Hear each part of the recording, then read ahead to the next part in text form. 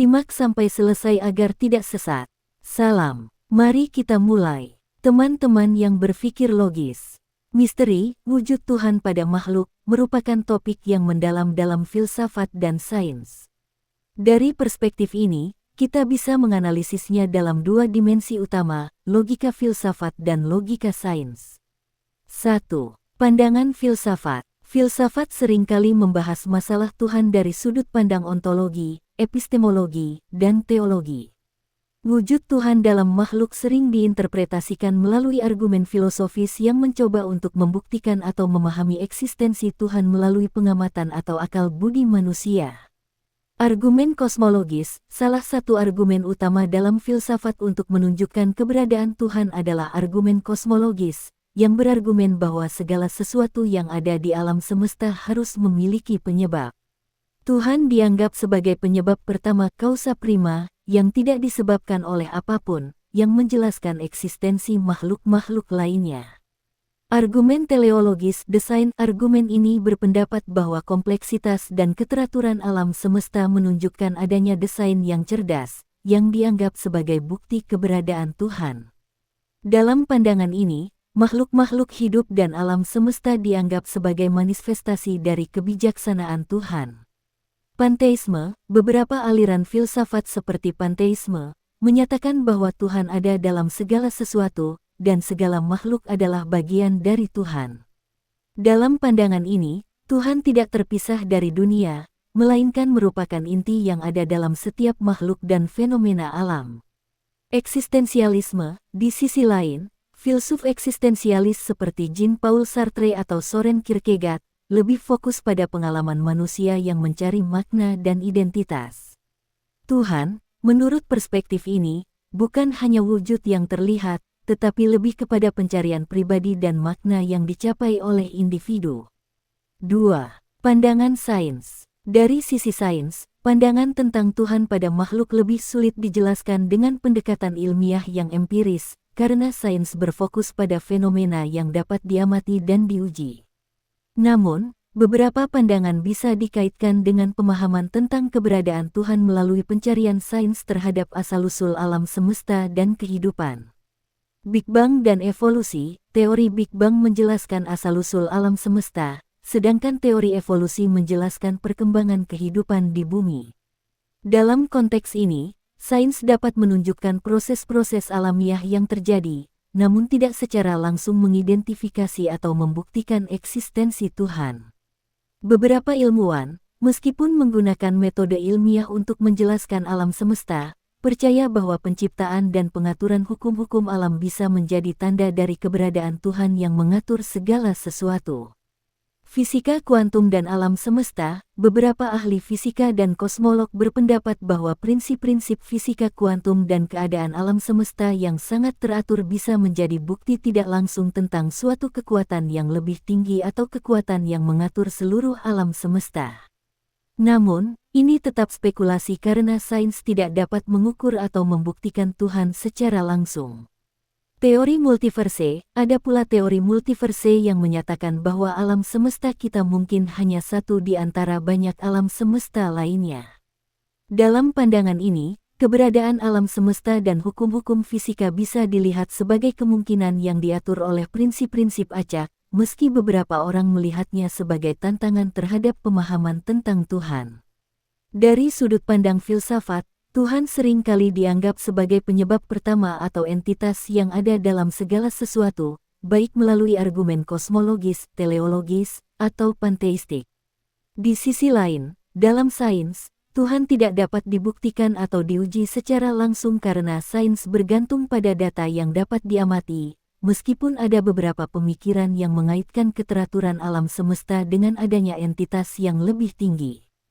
Maka, wujud Tuhan dalam makhluk bisa dilihat sebagai jembatan antara pemahaman rasional dan spiritual, di mana filsafat lebih terbuka untuk interpretasi metafisik, sementara sains lebih fokus pada penjelasan alam yang dapat diobservasi. Menemukan Tuhan dalam jaringan tubuh dan entitas yang disebut ruh merupakan sebuah eksplorasi yang mendalam dan seringkali melibatkan dimensi spiritual, filosofis, dan ilmiah. Konsep ini telah dibahas secara luas dalam berbagai tradisi agama, filsafat, dan bahkan sains. Dari sudut pandang ini, ada beberapa pendekatan yang bisa dijelajahi. 1. Tuhan dalam jaringan tubuh, biologi dan filsafat. Dari perspektif biologi, tubuh manusia adalah sistem yang sangat kompleks dan terorganisir. Setiap organ, sel, dan jaringan bekerja dalam harmoni yang luar biasa untuk menjaga kehidupan. Dalam konteks ini, banyak orang yang merasa bahwa keteraturan dan kompleksitas tubuh manusia adalah refleksi dari adanya suatu kekuatan yang lebih besar, atau Tuhan, yang mengatur kehidupan. Argumen teleologis dalam biologi, dalam filsafat, terutama dalam argumen teleologis, desain keberadaan Tuhan seringkali dikaitkan dengan keteraturan dan kompleksitas yang ditemukan di alam semesta, termasuk dalam tubuh manusia. Proses-proses biologis seperti sistem saraf, metabolisme, dan generasi sel dianggap sebagai bukti adanya kecerdasan yang mendasari.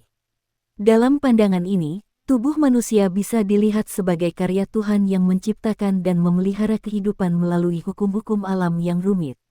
Neurosains dan spiritualitas, beberapa pemikiran dalam neurosains mencoba memahami bagaimana pikiran, kesadaran, dan spiritualitas muncul dari aktivitas otak. Meskipun sains lebih fokus pada penjelasan mekanistik tentang bagaimana otak bekerja, banyak orang yang melihat kesadaran manusia dan pengalaman spiritual sebagai sesuatu yang melampaui penjelasan fisik. Dalam hal ini, ada pandangan yang mengaitkan kesadaran atau pengalaman subjektif ini dengan adanya dimensi yang lebih tinggi atau Tuhan yang bekerja dalam tubuh dan pikiran. Mikrokosmos dan makrokosmos, beberapa pandangan filsafat spiritual dan mistik, seperti dalam tradisi Hermetisme atau Kabalah, mengajarkan bahwa tubuh manusia adalah refleksi dari alam semesta, makrokosmos. Dalam hal ini, tubuh dapat dipahami sebagai sebuah ciptaan Tuhan yang mencerminkan kesatuan antara dunia fisik dan spiritual.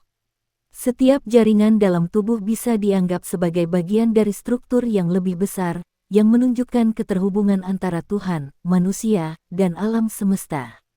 2. Tuhan dalam ruh, aspek spiritualitas dan metafisika. Konsep ruh seringkali dianggap sebagai entitas yang lebih tinggi atau imaterial dalam banyak tradisi agama dan filsafat. Ruh adalah aspek yang menghubungkan manusia dengan Tuhan atau kekuatan transenden yang lebih besar. Pandangan agama, dalam banyak tradisi agama, ruh dianggap sebagai bagian dari Tuhan yang ditiupkan ke dalam tubuh manusia. Dalam Islam, misalnya, ruh dianggap sebagai anugerah Tuhan yang menghidupkan tubuh manusia, dan dengan ruh ini, manusia memiliki kesadaran dan kemampuan untuk berhubungan dengan Tuhan.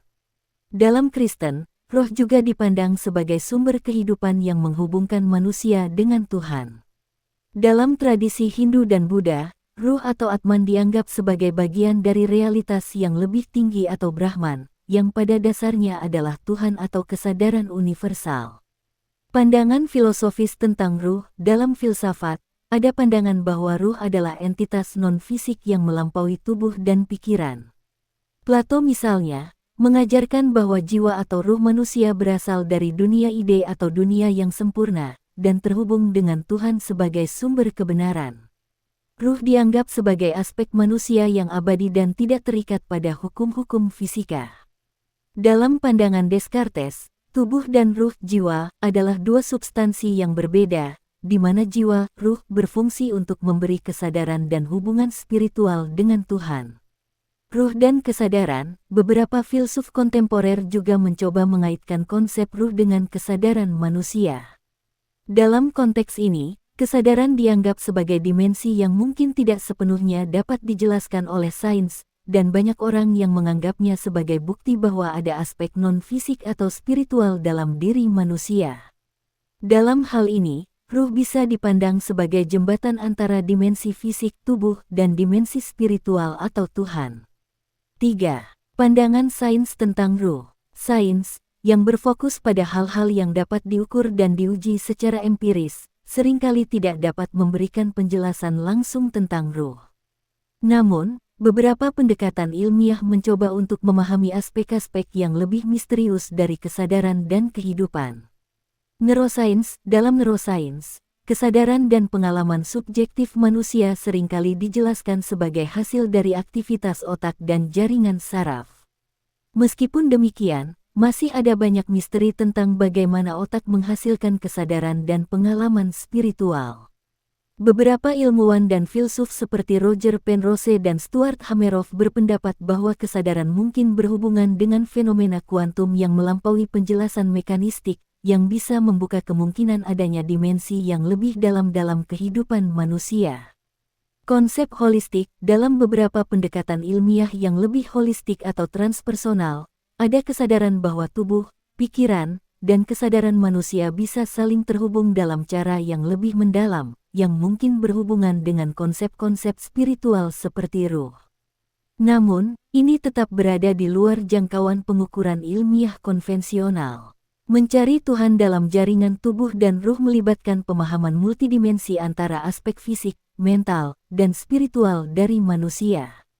Biologi dan neurosains memberikan penjelasan tentang tubuh dan kesadaran manusia dalam kerangka mekanistik, sementara filsafat dan agama sering mengajukan pandangan yang lebih transenden, dengan Tuhan hadir dalam tubuh manusia dan dalam ruh yang menghubungkannya dengan dimensi yang lebih tinggi.